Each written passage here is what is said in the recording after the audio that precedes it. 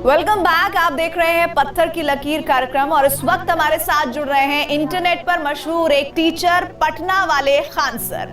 पटना वाले खान सर मुश्किल विषयों को अपने सहज और सरल अंदाज में समझाने के लिए मशहूर हैं। आज न्यूज़ 18 पर खान सर की कोरोना पर स्पेशल क्लास है। खान सर कोरोना के बारे में पूरी जानकारी साधारण भाषा में देंगे। वो बताएंगे कि कोरोना के लक्षणों को कैसे पहचाने, कोरोना कब शरीर के लिए घातक बन सकता है, कोरोना की जांच से लेकर कोरोना के इलाज तक पूरी बात सरल भाषा में समझिए। तो चलिए बिना वक्त गवाए जल्दी से सवालों की शुरुआत कर लेते हैं। खान सर, आपसे पहला सवाल कि हम कोरोना के लक्षणों को कैसे समझें? महामारी के दौर में हल्का सा नजला, जुकाम या बुखार होने पर लोगों के हाथ पैर फूल जाते हैं। ऐसे डर के माहौल में हम कैसे जाने कि हमें कोरोना हो सकता है? सबसे बड़ा प्रॉब्लम यही है कि अभी मौसम चेंज हो रहा है, बरसात एंट्री कर रही है, तो खांसी बुखार अभी नॉर्मल हो गया है और लोग इतना डर गए हैं कोरोना को लेके ना कि उनका इम्यून सिस्टम मतलब एक मानसिक दबाव में जी रहे हैं। तो एक इससे घबराना भी तो नहीं है ना कि मतलब एक नॉर्मल फ्लू भी हो सकता है वो। तो कई लोगों में हम देख रहे हैं कि उनको कोरोना नहीं भी है फिर भी डर जा रहे हैं वो लोग। तो खांसी बुखार तो खैर ये तो नॉर्मल भी आता है, बट सांस का फूलना, दम फूलने लगता है, सूखी खांसी हो जाना, ये ऑक्सीजन लेवल का गिरना, ये सबसे बड़ा सिम्टम्स हो जाता है। बुखार का लेवल ज़्यादा रहना, ये सिम्टम्स ज़्यादा हैं। और ऑक्सीमीटर से ऑक्सीजन लेवल नाप लेना कि अगर आपका 94 से अबव है तो आपको कोई प्रॉब्लम नहीं है अभी के वक्त में। और जो नया स्ट्रेन है कोरोना का, वो सबसे ज़्यादा डिस्टर्ब अगर कर रहा है तो वो ऑक्सीजन लेवल को एकदम गिरा रहा है। आप देखिए पूरे इंडिया का चेन सिस्टम जो था ऑक्सीजन सप्लाई का पूरी तरह से ध्वस्त हो गया यहाँ पर। ठीक है, और साथ ही एक और सवाल इसके साथ आता है, वो ये कि कोरोना जांच की बात होती है तो कहा जाता है कि आरटीपीसीआर टेस्ट अभी तक सबसे भरोसेमंद इसी टेस्ट को माना गया है और इसी के जरिए पता लगाया जाता है कि शरीर में कोरोना वायरस है या नहीं। खान सर, ये बताइए कि आरटीपीसीआर से कैसे जांच होती है? आरटीपीसीआर एक बड़ा टफ प्रोसेस हो जाता है। समस्या ये है ना कि जो कोरोना वायरस है वो एक आरएनए वायरस है और हम लोग जो जांच करते हैं वो डीएनए की करते हैं। आरएनए जो होता है एक्चुअली वो सिंगल धागा की तरह होता है और डीएनए जो होता है वो डबल धागे की तरह, इसे डबल स्टैंडर्ड हेलिक्स कहते हैं। तो हमें सबसे बड़ा चैलेंज जो होता है वो आरएनए को डीएनए में बदलना होता है। तो इस प्रोसेस को हम लोग इस प्रोसेस में काफी ज्यादा टाइम लग जाता है। इस प्रोसेस को हम लोग कहते हैं, हम लोग रिवर्स ट्रांसक्रिप्शन कहते हैं। इसमें वजह से थोड़ा सा प्रॉब्लम आ जाता है जिस वजह से जांच लेट हो जाती है।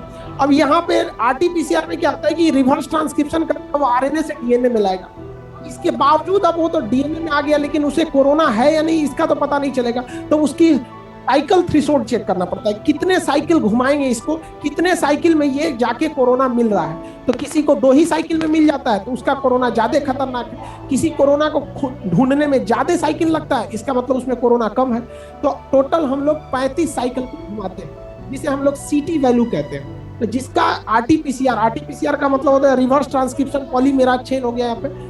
तो जिसका सीटी वैल्यू कम है उसका मतलब है कि उसमें कोरोना ज्यादा है। तो आरटीपीसीआर में अगर सीटी वैल्यू ज्यादा है तो समझिए अभी कोरोना का लोड कम है।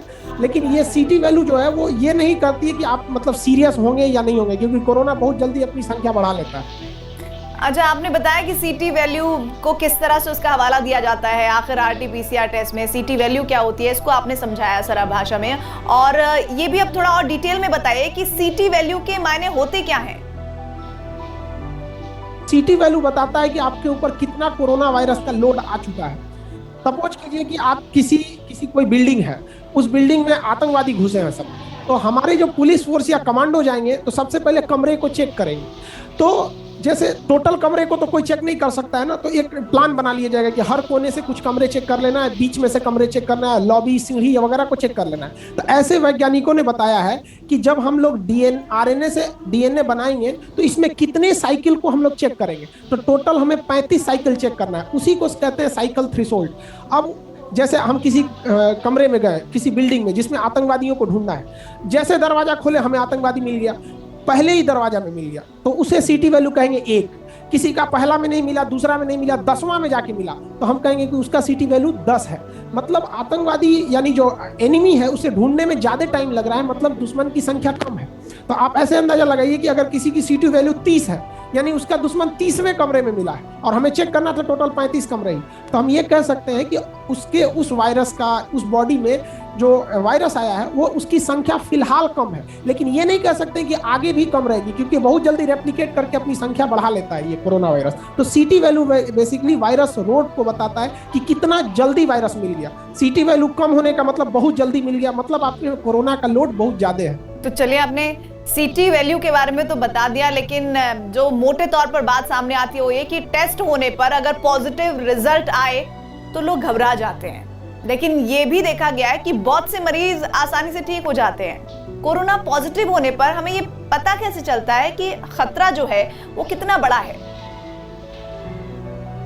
सीटी वैल्यू के बाद आप खतरे को नहीं बता सकते हैं। जैसे किसी का सीटी वैल्यू 5 है तो नो डाउट ये बता सकते हैं कि नहीं भैया इसमें कोरोना भर चुका है, और किसी का सीटी वैल्यू 30 है तो हम ये कह सकते हैं कि एट अ टाइम उसके बॉडी में अभी कोरोना उतना नहीं है। लेकिन यहाँ दो समस्या है, जिसका सीटी वैल्यू 5 है उसके शरीर में पूरा कोरोना भर चुका है, लेकिन अगर इसका इम्यून सिस्टम सही होगा तो ये इस कोरोना को हरा देगा।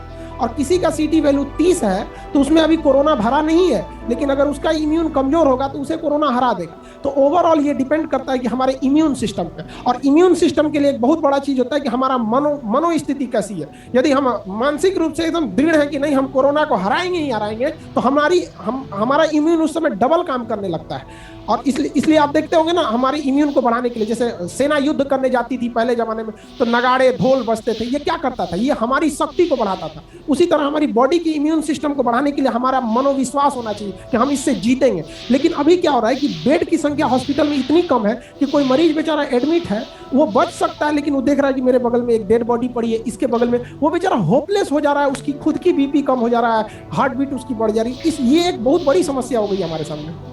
तो आप कह रहे हैं कि होपलेस नहीं होना है, लेकिन कोरोना की जो दूसरी लहर है उसमें सबसे ज्यादा जो मुश्किलें पैदा कर रही है वो है ऑक्सीजन, जिसकी कमी बहुत ज्यादा नजर आ रही है। और खबरें यहाँ आ रही है कि मरीजों का ऑक्सीजन लेवल अचानक से गिर जाता है और खतरा बढ़ जाता है। ऐसे में मरीजों को ऑक्सीमीटर रखने की सलाह दी जाती है, और ये भी कहा जा रहा है कि ऑक्सीमीटर के दाम भी बहुत बढ़ गए हैं। तो ऑक्सीमीटर कितना मददगार है?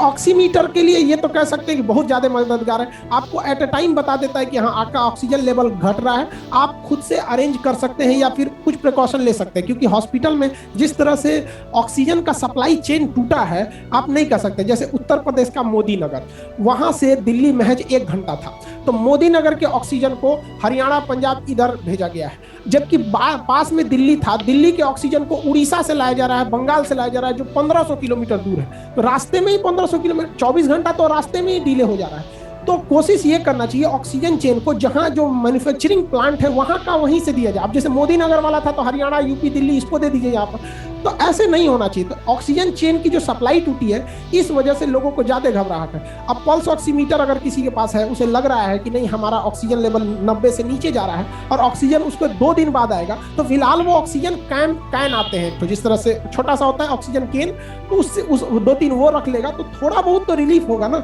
अब देखिए हर एक सिस्टम परेशान है, आखिर इतना ज्यादा क्राइसिस आ गई है तो एक पूरा इकोसिस्टम बनाना पड़ता है, यही प्रॉब्लम होता है। पल्स ऑक्सीमीटर यहाँ यही काम कर देता है कि आपको एक पहले से आपको प्रिपेयर होने का एक मौका दे देता है कि मेरा ऑक्सीजन लेवल नीचे गिर रहा है। ठीक है, एक और बात जो लगातार चर्चा हो रही है, जिस पर बात हो रही है, वो ये कि कोरोना के गंभीर मरीजों में 20 में 3 ही निकल रहे हैं और इस समय अस्पतालों में बेड की बेहद कमी है। और ऐसे हालात में अगर गंभीर हालात नहीं है, आपके इस तरह की क्रिटिकल कंडीशन नहीं है, तो क्या कुछ घर में इलाज किया जा सकता है? ये बहुत जरूरी है, क्योंकि